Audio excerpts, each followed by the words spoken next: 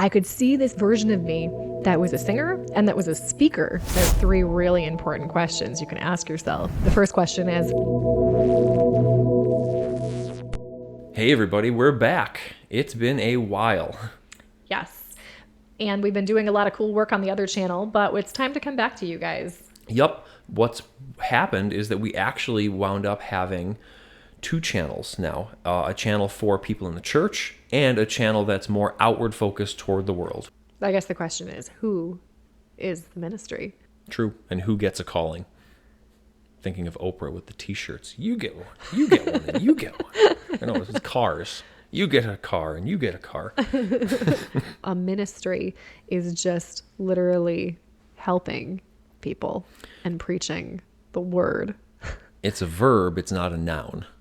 Each of us has our own personal ministry, aka a personal calling on our life. And it's usually what we're most passionate about deep down. Mm-hmm. Because why would God call you to do one thing and give you a bunch of skills, interests, gifts, and talents in something completely unrelated that you have no business doing? And that's kind of how we felt, because we were always kind of told that we were on the ministry track. Mm-hmm. And in our other organization meant you would be a pastor and I would be a pastor's wife or something of that flavor. And I really, really am not a pastor's wife. And I was always willing to serve in whatever ways I could. But on the rare occasion I acknowledged what was actually going on inside, that just sounded soul-killing. Yeah, right. I think putting a title to it sometimes diminishes. Well, it's like it puts you in a prison. Being promoted to that felt very, very soul-killing inside for both of us. It felt very small, right? Constrictive. And it was like being put into this little bitty formal, ornate box that you never got to get out of again. Yeah. It's interesting that you say it felt constricted, contracty, if that's a word, because when you focus on what you really love to do, like what you feel like God would love you to do, and you just tune into that and just feel it in your body, it feels expansive. Even if you think this is just a scientific thing, if you even think of love, you can try this. It's really cool. You just let your mind meditate on that for 10 seconds. You will feel this expansive feeling in your body, in your chest, in your heart. They've even tracked this, like the Heart Science, what was it, Heart Brain Math Institute, something like that. I can't remember the name, but that your heart literally swells a little bit. They can measure it when you focus on love. But if you think of war or something that you're just not aligned with, like let's say you're a painter, but your parents want you to be a doctor, right? You focus on that feeling, it's going to feel very constricted. So a lot of the time, that's almost the way to tell, like, where is the spirit kind of flowing? Where does God want me to move? It should feel expansive. Mm-hmm. And everybody, even if you're scared. Oh yeah, everybody has things like that they're just like naturally have this urge, this desire to do or to be, to experience. And they're usually the things that you like. If you answer the question, if you had limitless money and limitless time and no other responsibilities, what would you just do for the sake of liking it? And it's interesting to realize that those aren't useless things. Those aren't frivolous things that we should just forget about because that's childish and reality doesn't work like that, and every other excuse. Well, they say it's between the ages of 7 and 14 where if you look back at that period in your life, what did you love doing then? There's usually some version of that that's actually what your calling is and what you love doing now. That's one way to look into it. And it's because those are the ages where you're developed enough to start exercising your own free agency and deciding what you do. And before outside forces start putting expectations and labels and societal themes on you that you need to start playing the part of. Yeah, you're not wearing the mask That's an interesting thing we've seen a lot is the minister mask. We're getting into the M word again. Yeah. Now I have to tell it because I mentioned it. I'll tell it. So we sent the kids to school for the first time last year, and we've always homeschooled other than that. And our daughter Hope, comes home, and she's like, "Mom, the kids at school, they said the M word." And I'm like, "Hope, there is no M word." She still thinks there is, but I don't know what it is. Do you know what the M word is? I think it's ministry or I think mask. the M word is ministry or mask. We're coming up with all sorts of M words today just by talking about all of this stuff. Clearly, they're bad words. Yeah, but the mask the mask that we're talking about. It's anything that you're playing a role, but you think that the role is you. When you identify with a part that you are someone that you need to be, that's not authentic, but it's something that you've decided must be who you are. And I think that's where a lot of strife and wars come from. It's the fleshly desires that war in our hearts and in our members, but that's from that false self, that mask, that role we think we're playing, and that's why we see a lot of like strife and debate between churches and people, because you think you're the role you're playing. Well, I mean, even Shakespeare said it, all the world's a stage. That's what he meant. We're all acting out a part. And that's when we start making bad choices. When we think that's us.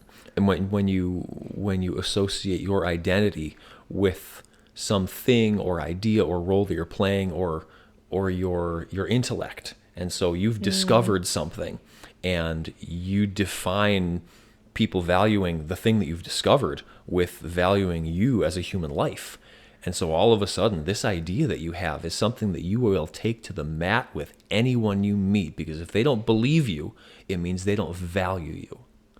And so much of the strife and division in the church could just be dissolved and just gone if people realized, they may not agree with me, but they still love me, they still value me, and I don't have to take the nuclear option for whatever fill-in-the-blank issues going on, because it's not as big a deal to my physical, personal, spiritual existence as my ego is telling me. Well, I think if the church understood that when we get triggered, it means that we need to look inward. It doesn't mean what you see happening, the situation that's triggering you, is reality. Because I think in the church, we see a lot of righteous indignation. They think it's righteous indignation, but really it's an old wound resurfacing, getting triggered. So it can come up, and the idea that God designed there is so he could heal it. It comes up into the light of day so it can surface and be healed. I feel like I see this problem in the church more than maybe not more than, but just as much as in the world. People are identified with their triggers, and they view it as zealous, righteous indignation. Right, and if they get triggered, that means, this is something that I need to confront in the other person, and they promptly pick up their Bible and start beating them over the head with it. That's why we get heretic hunters and all of these people that are just finger pointing, saying, that's a cult, you're in a cult, no, you're in a cult. Exactly, because everybody has the truth, and they've got the Bible to prove it, and they're willing to take on anybody who they come up against because they have the capital T truth. When in fact, they just have a really strong belief about something that they're equating with the truth. Right. So, and that's where your calling lies. It doesn't lie in the role you play. It lies deep down in the truest desires of your heart, not your stony heart of flesh.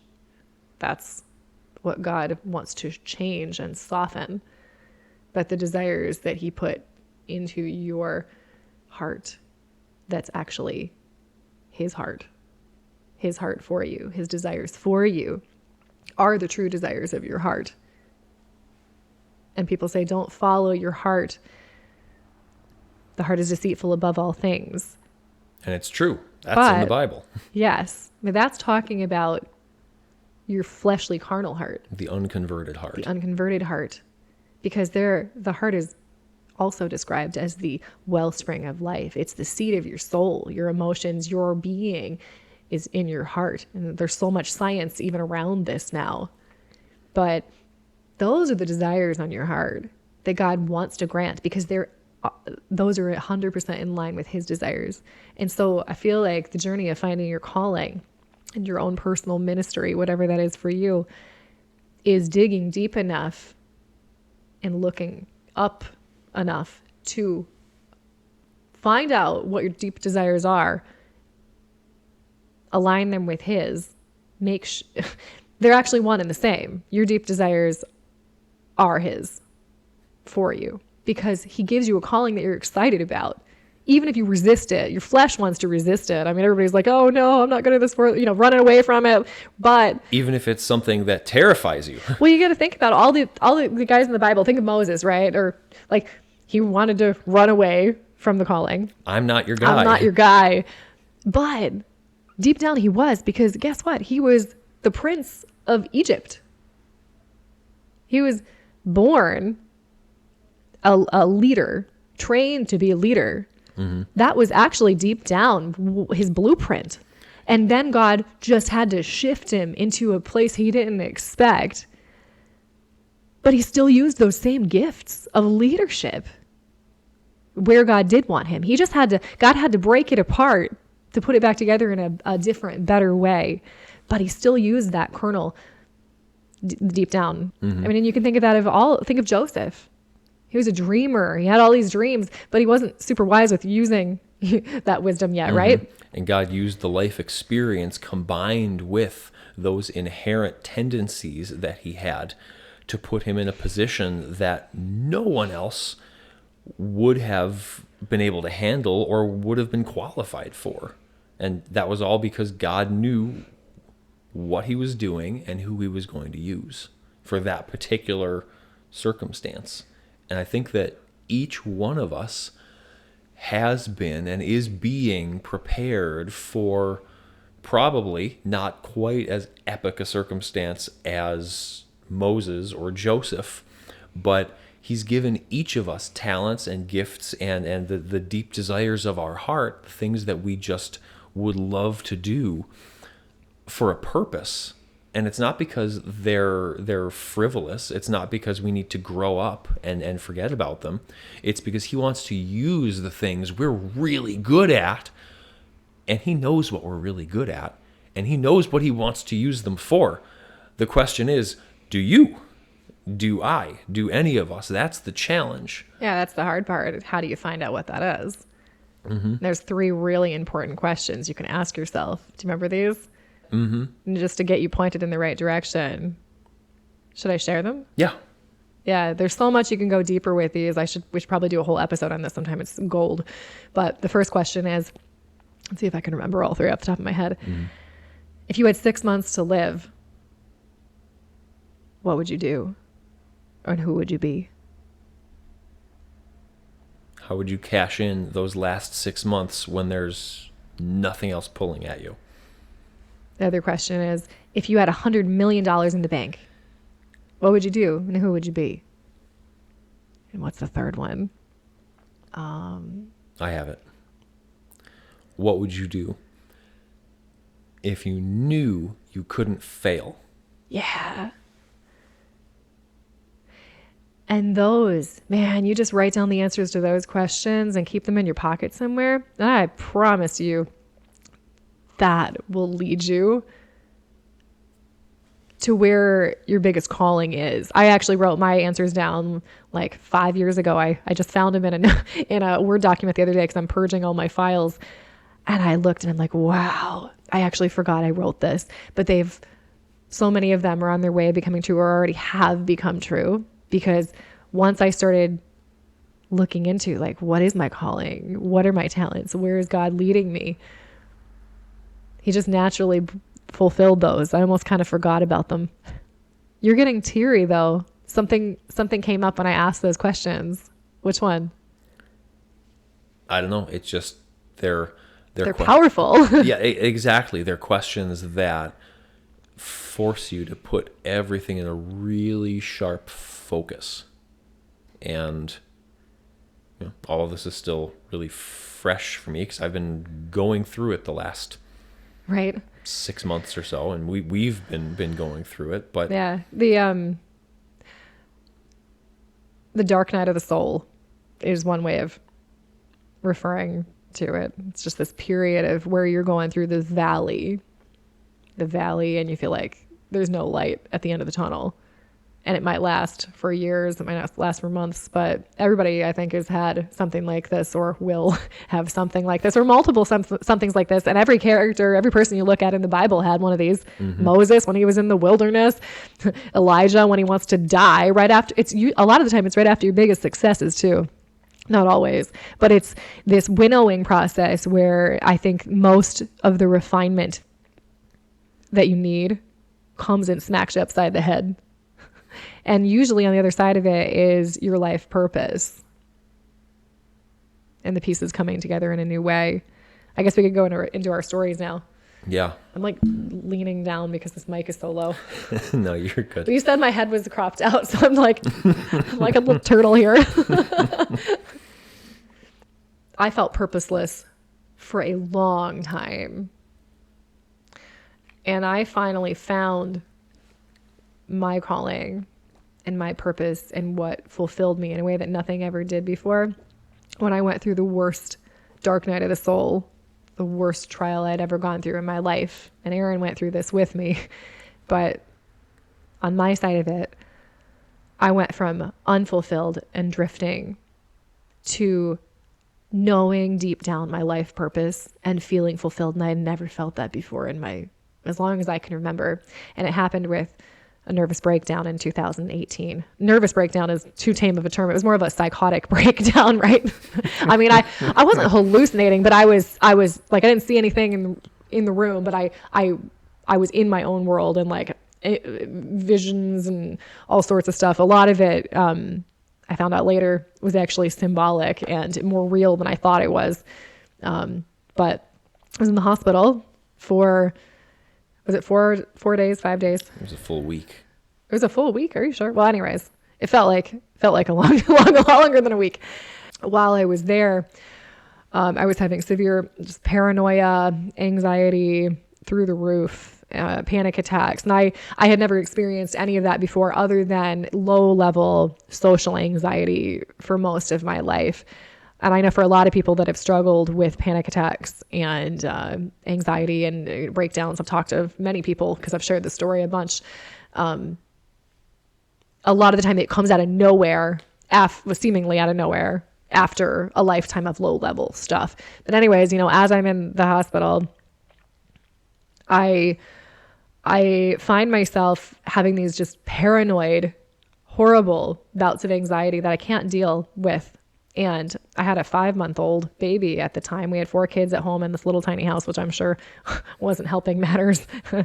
My life kept getting boxed in, like what we were saying in the beginning. As I'm in the hospital, though, I had to go and pump milk in a different room because I was trying to keep my milk supply up. I know this is getting kind of personal, but I don't care. You haven't been here, but I've shared the story like 5,000 times. Anyways, I had to go in this little dark room by myself. And that was the scariest thing that I could do when I'm having these bouts of paranoia. And I realized one time it got so bad that as I was sitting there by myself, I realized I can't handle this anymore. And my world was like closing in. And all of a sudden as the darkness like just closed in, all of the songs and hymns in my life started coming back at the perfect moments, everything I needed to hear. And I started singing. And it sounds nuts. It kind of was nuts. But the interesting thing is that my voice sounded like an angel. I think I used the phrase Sarah Brightman. Oh man, you did. Yeah. And I can't sing like that anymore. I've been working back towards that for 6 years now. Anyways, when the darkness was closing in, it's like I grasped down to the rock, the core, and all of a sudden my baggage would just flee away. When the baggage left, all the emotional baggage that I was carrying my whole life, I saw this glimpse of me as a singer. Like I could just be this person. And I would oscillate back and forth. But whenever the anxiety and paranoia got so bad and I had to block everything out, I clung to God, and that made this amazing voice. And while I was at the hospital, another thing I saw is when it would get so bad, I would start reading the Bible, and I'd read it and stuff would stand out to me. And all of a sudden, it's like it would energize me and give me this enough power that I could block out the anxiety. Not just block it out, it was gone. And I became this version of me that I'd never been before. I always had social anxiety, but I would connect with people instantly. And they would tell me that I'm helping them. And I would read the Bible to groups of people. They would just come and sit down and listen to me and cry, because whatever God was directing me to read was changing them. But I could never read in a group like that without getting super nervous.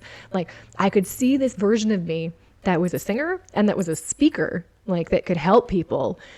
And I had never seen that before. And the other thing God gave me when I was there, in the midst of all these really scary, like, visions that I was having, one of them stood out above the rest. And it was a vision of a community that had this, like, force field around it. And it was really just, symbolic of God's protection, or something, like his refuge. And Aaron and I were there, and people were flocking to it. And it was this spiritual haven for people, like the safe place.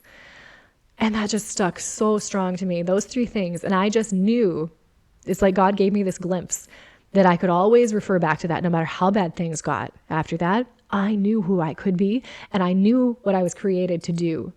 And even though I had a very long journey back, we both did. After that, we had to put every part of our life back together, and it was horrible. God gave me that, I think, so I had something to cling to. And so that's where I first found my calling. And it's all, our calling it's not stagnant. It's always morphing, because his spirit is never stuck. It's flowing. Mm-hmm. But that was the deepest thing on my heart. And the more I have grown in my relationship with God, and the more I've moved towards, not even on purpose, but moved towards that version of me that I knew I could be, the more it started happening in my life. The more I've moved towards being a singer and being a speaker. Like, we have speaking engagements coming up now. We do a YouTube channel. I never could have done this stuff before, except God showed me I could. We have a band. I'm a lead singer. I wish I sounded like Sarah Brightman. That'd be awesome. Hopefully one day I will again when I'm baggageless. And we have this first started version of the community. Like, it's all coming true, but it came through the darkest period of my life ever. So that was my version of that story. And Aaron's got his own story. We'll have to share the whole thing at some point, because it's super intense and powerful, and probably will help a lot of people.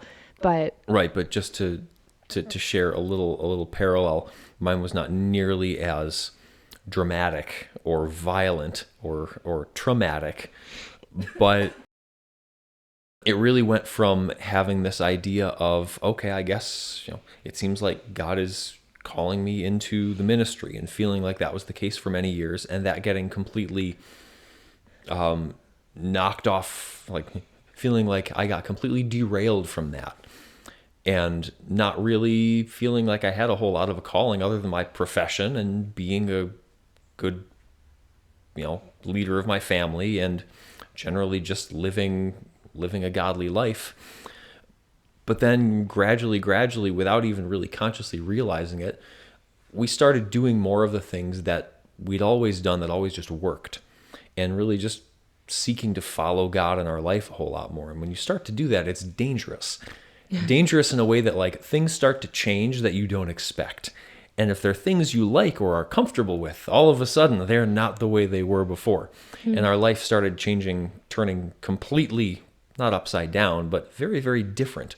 We moved from one state to another. We wound up changing church associations because of following where he was leading us and in the ways that he wanted us to serve, and things that he was inspiring us to do. Can I ask a question? Because I think a lot of people would have the question of, how do you know? How did you know that you were following him? Like, because I think a lot of people think that God only speaks through just the Bible. So how did you know? That's a good question, because I've talked with people who wonder, does God actually talk to you? That really sounds crazy. Are you hearing voices? Right. Do you hear voices? Is he standing next to you? And I've had conversations with that where no, I'm not not nuts. But Well, maybe a little. well, I mean, I clearly am. not because of that am I nuts. Let me put it that way.